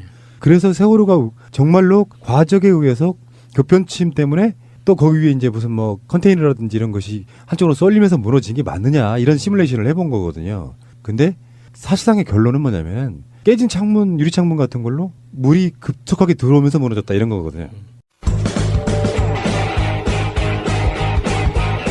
제도로서의 민주주의가 흔들리고 구타는 일은 이제 없습니다. 민주주의가 밥이고 밥이 민주주의가 되어야 합니다. 그러니까 급변침이라는 게 이제 우리가 하늘에서 봤을 때 좁은 형태의 U자 형태를 그리면서 세월호가 방향을 틀었느냐, 안 그러면은 완만한 U자 형태를 그리면서 방향을 틀었느냐, 이것 가지고 이런 논란이 많았는데, 제가 그 사고가 일어났던 그 해에도 정말 이 이슈가 나올 때마다 피를 토하면서 이야기를 했던 게 50톤이 넘는 배는 절대로 급변침을 할 수가 없습니다. 물리적으로. 예를 들어서 우리가 그 자동차가 그 드리프트라고 하죠. 이렇게 끼기익 하면서 이제 방향을 완전히 180도 바꾸면서 멈추는 건 자동차니까 가능한 거지. 5톤, 10톤이 넘어가는 중량이 생기기 시작한 물리적인 어떤 물체가 물 위에서 그런 정도의 방향 선회를 위한 압력을 물 위에서는 주는 것 자체가 불가능합니다. 근데 100톤, 200톤도 아니고 수천 톤짜리 배가 그런 급변침으로 방향이 변한다는 건 사실 말에서나, 그러니까 글로 지어낸 이야기 속에서나 가능한 거지 현실 세계에서는 있을 수가 없는 일이거든요. 그런데 그 급변침이라는 걸 사고 초기부터 해군에서 그리고 그 해수부에서 급변침이라는 말을 딱 찍어놓고 급변침이라는 말을 중심으로 나머지 사건들을 해석을 해냈단 말이에요. 그러니까 급변침은 있었다는 게 진실이 돼버린 거죠. 급변침 프레임. 예. 그래서 저는 그게 너무 답답했거든요. 액체 위에 떠 있는 물체가 일정 중량 이상이 되면 그 힘을 물체의 질량만큼 힘이 있어야 되는 거거든요. 근데 엔진은 그 정도 힘이 없단 말이에요. 엔진에도 그 정도 힘이 없는데 방향차만 가지고 급변침을 했다는 건 사실상 그거는 꿈나라 이야기도 아니에요. 진짜 말이 안 되는 거거든요. 뉴스 화면에서 그 네덜란드 실험한 그 동영상을 제가 봤어요. 들어왔다가 아니고 뭔가 뒤쪽 부분에는 굉장히 많이 물이 들어온 상태로 선 밑쪽이 깊게 가라앉으면서 이렇게 넘어진다. 뒤부터 터졌다는 거죠. 그러니까 거기에 어마어마한 양의 물이 들어왔다는 건데 이거는 분명히 진실 규명이 좀 돼야 된다고 보는 것입니다. 자, 어쨌건 이런 진실 규명들을 해나가는 데 있어서 저는 이렇게 봐요. 천안함 사건도 그렇고 세월호 사건도 그렇고 이제 최소한 관련자들의 양심선언이 나올 때가 된 게 아니냐. 그게 이제 돈이라든지 뭐 여러 가지 양심선언이 잘 안 되는 나라이긴 하잖아요. 네. 온갖 논란에 휩싸이고 법적인 처벌을 받고 이런 부분도 있겠지만 이런 분들의 양심선언이 좀 나와줄 필요가 있다라고 생각합니다. 대법원에서 이재용의 변호사 중에 한 명이 차한성 전 대법관이었는데 물론 차한성이 나중에 변호인을 사퇴하기는 해요. 그런데 한 번 더 짚고 넘어가려고요. 짧게. 조희대 대법관하고 대법관 출신이 대법원 재판에 들어가는 것도 웃기지만 지금 조희대 대법관이 이재용 상고심의 주심인데 이 주심하고 같은 고등학교 같은 대학교 동문이에요. 그러니까요. 이거는 뭘까? 그래서 이게 역음모론 뭐 이런 건데 예를 들어 제가 그런 이야기 한 적이 있어요. 대법관 출신이 정관예우 개념으로 이재용 재판에 들어가면 그 재판은 아주 일반적인 예측은 대법관 출신의 정관예우성 어떤 그런 봐주기라고 생각할 수 있지만 반대로 여론은 다 알고 있잖아. 네. 다 알고 있는 상황에서 이게 모르게 들어갔다면 여론화돼 있는 상황이라고 하면 대법원에서 이재용한테 유리한 판결을 내리는 건 사실상 불가능해요. 그렇죠. 다 알고 있는 상황. 차한성 변호사가 사퇴했다고 해도 그렇다고 해서 지금 이 조희대 대법관이 고등학교, 대학교 동문이라는데 정말 이재용의 담당 변호사가 아니라고 해서 영향을 안 미칠 거야라고 누가 그렇게 생각을 할까요? 그러니까 그렇게 이미 만들어진 상태에서는 내가 차한성이 대법관 출신 차한성 내가 들어가도 실효성이 없다라고 판단했겠죠. 그러니까 변호인을 사퇴하는 거라고 봅니다. 그 사퇴했어도 실효성이 없는 그 실효성은 그대로 있는 것 같아요. 그러니까 모르게 그냥 여론의 관심을 안 받고 들어가서 뭔가 해보려고 했겠지만 또 요즘 시대는 다 금방 알려지잖아요. 이재용 변호인단이 누구인지 다 알려지면 경력이 다 나오는데 대법관 출신인 것도 사실 부도덕한 거죠. 진짜 부도덕한 거죠. 정말 해서는 안 되는 짓이죠. 양심이 있다면. 정부 개헌안 이야기 좀 해볼게요. 지금 정부 개헌안이 사실상 골자가 나왔습니다. 그래서 문재인 대통령이 주도하는 우리 방송에 한번 나온 적 있죠. 그 하승수 변호사.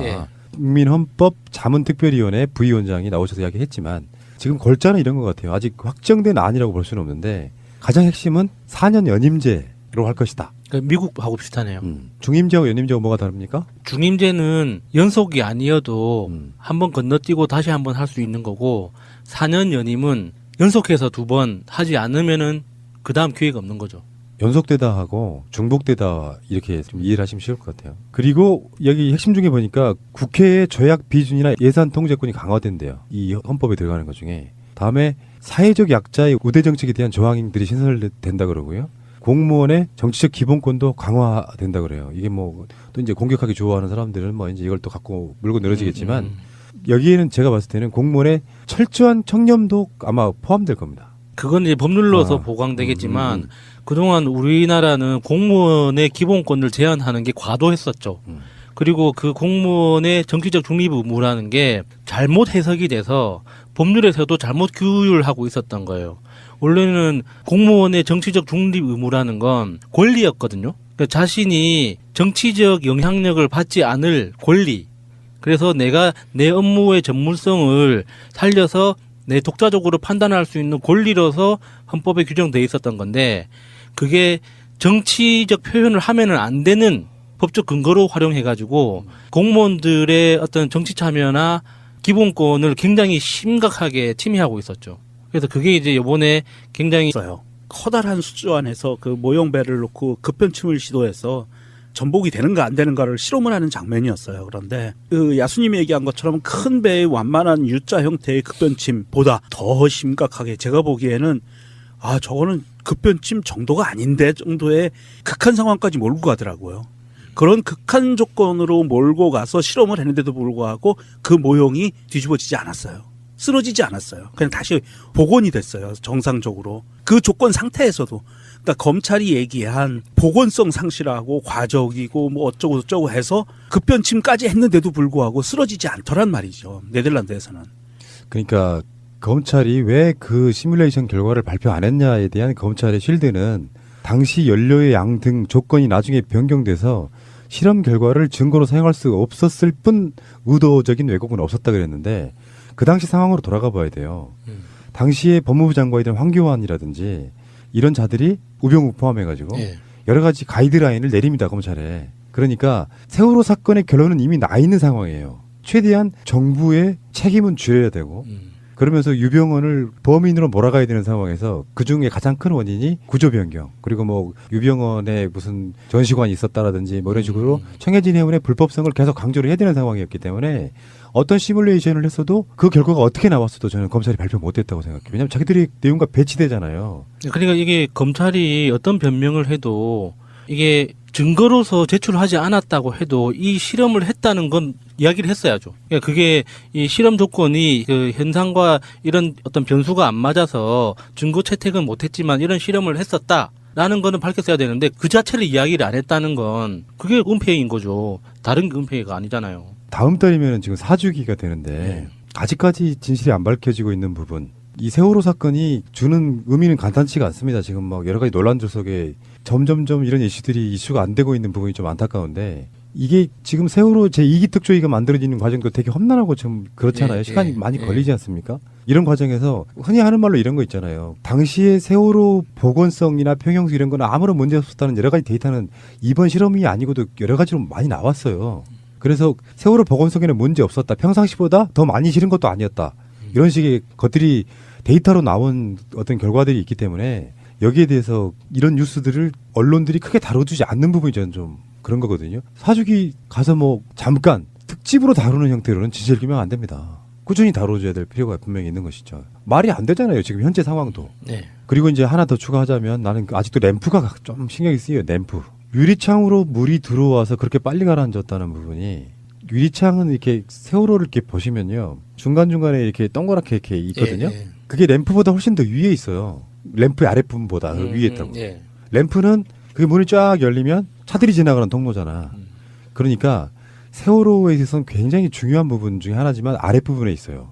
거기 이제 수밀장치라고 해갖고 물이 못 들어오게 그렇게 돼 있다고 하는데 문제는 그 램프가 열려 있어서 세월호를 나중에 건져 올릴 때 그걸 잘라냈잖아요. 아직도 그게 지금 이해가 안 되는 거거든요. 지금 뉴스타파에서 나온 보도에 의하면 탑재됐던 차량들의 CCTV 분석 결과 배가 넘어지고 큰 그 화물차 크레인 차가 밀려나가면서 그 유리창 사각형 유리창을 깨서 거기에서부터 물이 들어온 것 같다라고 보도가 나왔고요. 그런데 그것 때문인지 아닌지는 아직 밝혀지지는 않았어요. 여러분들이 그 현상만 네. 보여진 거지.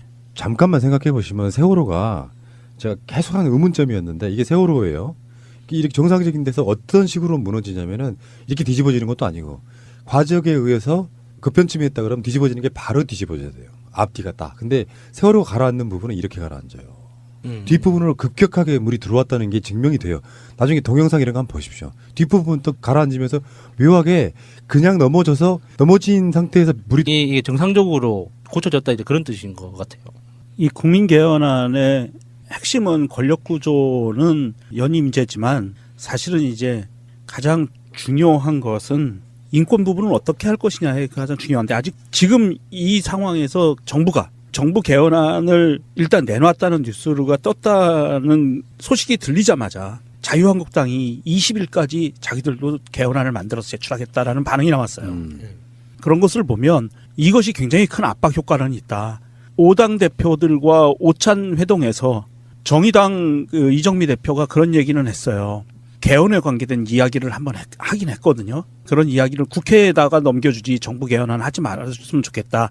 이런 얘기를 했는데 사실은 국회에서 국회끼리만 해결하지 못하는 버거운 문제가 걸려 있기 때문에 내지는 국회의 이익만을 위한 개헌이 될 확률이 너무 높기 때문에 정부 개헌안이 중요한 거고요.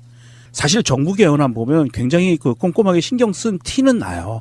왜냐하면 국회의 권한을 굉장히 많이 높여줬거든요. 이거 제가 작년에 좀 한번 말씀을 드렸었는데 미국 국회와 비슷한 권한을 행사할 수 있을 만큼의 예산권 이런 정말 국회가 해야 될 본연의 임무를 막대한 권한을 주고 헌법상에서 그걸 권한을 주는 그런 티가 나요. 그런 것을 봤을 때 정부 입장에서는 굉장히 이거를 과거에 뭐 다른 정부들이 그 아전인수격으로 내가 편하기 위해서 개헌을 발의하는 게 아니라 정말 그 대한민국이라는 나라의 미래를 보고 개헌안을 만들어낸 거 아닌가 하는 그런 생각이 들더라고요. 그러니까 이거는 흐름을 이렇게 봐야 될 것 같아요. 지금 국민헌법자문특별위원회 이제 헌법특위라고 부르는 이 조직에서 이슈화가 안 되잖아요. 지금 이게. 그러니까 언론들을 통해서 한번 던집니다. 가장 핵심의 키워드를. 하는 중임제 같은 거. 지금 자유한국당에서는 의원 내각제하고 의원 집정부제가 집중 이야기 된다고 하는데 그래서 이슈화를 하려고 하는데 상대방이 받아줘야 돼요. 그리고 사실 문재인 대통령의 개헌 목표도 본인이 하는 게 아닙니다. 국회가 받아주길 바라면서 던지는 거예요. 어차피 결국에는 국회에서 통과되고 안 되고는 국회의 사실 몫인 거거든요. 이정미 대표가 국회로 넘겨주십사는 말은 자유한국당이 저렇게 태업을 하고 있으니 국회에서 공론화 시키게끔 국회에 맡겨주세요 하는 말은 자유한국당한테 이들 이것 좀 동참해줘 세야 이렇게 이야기되는 거예요. 이런 흐름을 좀 보셔야 될 것 같고요. 문재인 대통령의 안이 그대로 통과된다기보다는 우리는 이런 중심으로 갔으면 좋겠다. 내용도 훌륭하겠죠. 저는 그렇게 봐요. 그런데 이게 지금 약간 국민 수기제 이런 개념으로 지금 만들고 있거든요. 관련된 분들이 거기에 동참해가지고. 네, 홈페이지도 잘 돼 있더라고요. 그러니까 이 개헌을 던져서 저쪽이 무시하고 안 받아주는데 결론적으로 말하면 이게 일종의 이제 바둑으로 말하면 아다리 자유한국당에. 무슨 말이냐. 그냥 아무 이유 없이 너무 늦을 것 같아서 연말도 못 던지고 너무 빠른 것 같아서 6월 달도 못 던지면 결국에는 옹색한이 중간에 있는 10월을 꺼내 들었단 말이에요. 10월이 할 전혀 의지가 전혀 없는데 일단 지방선거라는 큰 소나기를 피하고 싶은 거예요. 선거에 불리할까 봐. 투표율 높아지고 이런 부분이 있어가지고.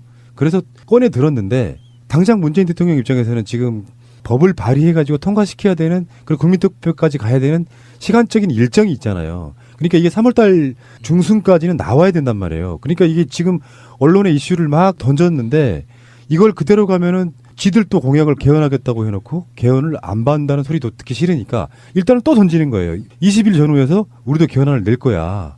그러니까 우리는 개헌안도 내면서 6월달은 피해가서 10월달에 할 거라니까 이렇게 한번 자기들이 인정해주는. 그렇죠. 네. 이 정부 안에서 주목할 만한 것은 검사의 기소독점권을 삭제했다는 내용이 있어요. 네, 굉장히 반가웠습니다. 굉장히 좋은 내용이고요. 이 부분이 사실 국회에서 정부안을 글쎄요. 제가 보기엔 국회에서는 이거는 무조건 받아들일 수밖에 없을 만큼 그 유리한 국회에 유리한 헌법안이 될 것 같거든요. 그런데 어떻게 될지 모르겠습니다. 자유한국당의 저런 목리와 또 밤이당도 쉽게 넘어가진 않겠죠. 꼭 알아야 할 어제의 뉴스. 사정당국의 핵심 관계자는 지난 2007년 대선을 앞둔 당시에 김윤옥 여사 관련 의혹을 들여다보고 있다고 밝혔습니다. 지난 2007년 대선 당시 뉴욕의 성공의 신부인 김모 씨가 지인인 현지 사업가를 통해 김윤옥 여사에게 고가의 명품백을 전달했다는 겁니다. 이 관계자는 문제가 될 것을 우려해 이 전 대통령 측이 이들에게 대선 투표일 전에 명품백을 돌려줬지만 이들의 이권 요구는 이 전 대통령이 청와대에 들어간 뒤에도 계속됐다고 덧붙였습니다. 대선 전에는 후보 홍보물 인쇄를, 당선 뒤엔 국정 홍보물 제작과 관련된 이권을 넘기라는 요구를 해왔다는 겁니다. 심지어 대선 이후 신부 김모 씨와 사업가가 청와대까지 찾아와 약속 이행을 요구하며 심하게 따지는 일도 있었다고 말했습니다. 이 명품백과 관련해 사정당국 관계자는 2, 3천만 원의 명품백만으로 이들이 청와대까지 찾아와 큰 소리를 쳤다는 게 미심쩍다는 이유에서 추가 의혹을 파악 중이라고 밝혔습니다. 이들이 명품백 안에 거액의 돈다발을 넣어 함께 전달한 정황을 포착했다는 겁니다. 사정당국은 명품백 안에 외화를 담아 전달했을 경우 수억 원을 건네는 것도 가능하다고 보고 사실관계를 파악 중인 것으로 전해졌습니다. 이와 관련해 이 전 대통령이 대선 후보가 되는 과정에서 경천 동지할 일이 벌어졌다고 한 정두원 전 의원의 언급이 주목됩니다. 그 돈 문제죠. 다 돈 문제겠죠. 아들은 아니죠. 아들 아닙니다. 그럼 부인이죠. 가능한 얘기죠. 그러면 돈으로 선거에 개입한 부인이 사건입니까? 뭐 거기까지 하겠습니다. 그 뒤에도 정 전 의원은 김 여사의 돈이라고 얘기한 적은 없다면서도 그 성격은 불법 자금이라고 주장한 바 있습니다. 오늘 취재팀은 이 전 대통령 측과 여러 차례 접촉을 시도했지만 대부분은 연락이 닿지 않았고 연락이 된 핵심 측근들은 자신은 잘 모르는 일이라면서 정두원 전 의원에게 물어보라고 답변했습니다. 이명박 전 대통령의 서울 논현동 자택에서 서울중앙지검 청사까지 예상 경로는 4.7km가량입니다. 정확한 이동 경로는 청와대 경호처와 협의한 뒤 결정하지만 10여 분쯤 걸리는 최단 거리로 출석할 전망입니다. 도착 후 이 전 대통령은 계단을 올라 청사에 들어가기 전 취재진 질문에 답변하는 시간을 갖게 됩니다. 1년 전 국정농단 사건의 피의자 신분으로 박근혜 전 대통령이 섰던 그 자리에서입니다. 청사 안으로 걸음을 옮긴 다음엔 수사를 이끌었던 한동훈 3차장 검사를 만나 간단한 설명을 듣고 곧바로 서울중앙지검 동쪽 맨 끝에 위치한 1001호로 향할 예정입니다. 지난해 박근혜 전 대통령 조사를 앞두고 특수일부 검사 사무실을 개조해 만든 특별조사실입니다. 중앙탁자에는 이 전 대통령이 앉고 옆자리엔 변호인이 동석하며 맞은편에 뇌물수사를 맡은 송경호 부장검사와 다스 수사를 담당한 신봉수 부장검사가 번갈아 앉아 조사를 진행할 예정입니다. 검찰은 조사 당일 취재진 등 최소한의 인원을 제외하고 청사를 완전히 봉쇄할 방침입니다. 전두환 전 대통령이 지난해 펴낸 회고록입니다. 5.18 당시 계엄군의 헬기 사격을 부인하면서 이를 봤다고 진술한 고 조비오 신부를 가면을 쓴 사탄이라며 원색적으로 비난했습니다. 유가족과 5.18 단체는 전 씨를 조비오 신부의 명예를 훼손한 혐의로 고소했습니다. 사건을 조사하던 광주지검은 전 씨에게 검찰에 출석해 조사를 받으라고 지난달 말부터 이달 초까지 2차례 통보했습니다. 하지만 전 씨는 건강상의 이유로 출석할 수 없다며 소환에 응하지 않았습니다. 대신 5.18은 폭동이고 북한이 개입했으며 헬기 사격은 없었다는 회고록 내용이 사실이라는 진술서를 제출했습니다. 전 씨의 명예훼손 혐의가 성립되려면 헬기 사격이 있었다는 사실과 전 씨가 이를 알고도 고의로 왜곡했다는 점을 검찰이